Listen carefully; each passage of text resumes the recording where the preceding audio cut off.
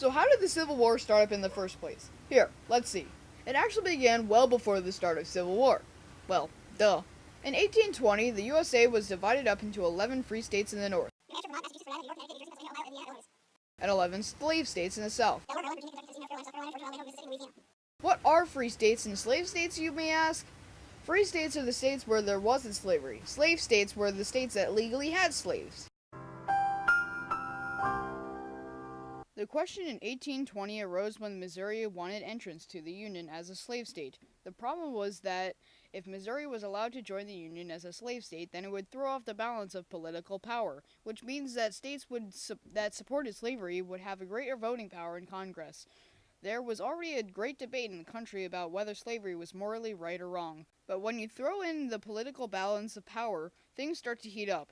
So one of the first examples of an attempt to compromise was the Missouri Compromise. The Missouri Compromise would only allow Missouri to join the Union as a slave state, if Maine was also allowed to join as a free state. This compromise addressed the political problem of power, but not the morally question of slavery at the time. Since our country was still sort of new, we're still working out all the questions of how much power the federal government has versus the states' rights to create their own laws, especially the laws concerning slavery. The Missouri Compromise also outlawed slavery for any future states waiting to join the Union that were located north of the 36/36 parallel on the map. You may wonder why the South wanted slavery in the first place. The economy of the South was based on farming, particularly cotton farming. Plantation owners wanted the free labor provided through slavery to harvest their crops. If they had to pay workers, they wouldn't have as much money for themselves. In order to keep a farm running, you need a lot of workers to plant, tend, and harvest crops. The cotton gin improved the speed of the cotton processing, which made growing crops even more profitable, which increased the demand for more slaves. Cotton was America's leading export in the mid-1800s, and grown primarily in the South. The South had so many slaves that, according to the 1860 census, there were a little less than 4 million people in slavery. The North didn't need slaves too much because their economy was based on factories. The factories employed paid workers, who were mainly immigrants coming into America from other countries. That was very compromised. This was good.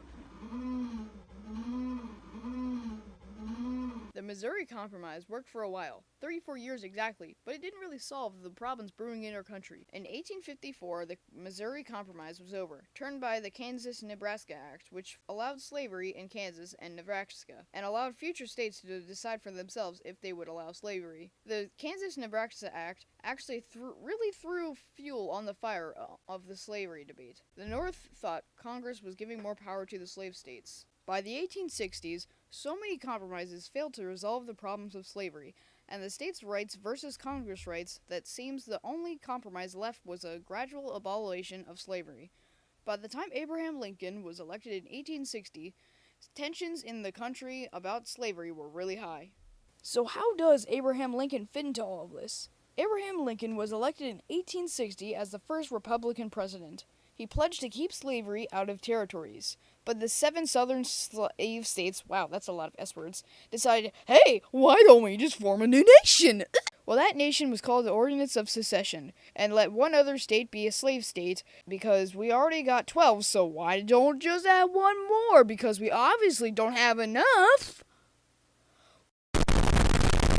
Which then leads to the Civil War. The Civil War was fought in 1861 to 1865. And these Confederates were just all like, hey dude, I know how we gonna show them. How about we attack Fort Sumter? And they did. And then the whole war started. Then later on, the states agreed to expand slavery, therefore compromising. And that's how it ended, folks. But somehow slavery was abolished. But that's a project for later. Or not at all. Okay, bye.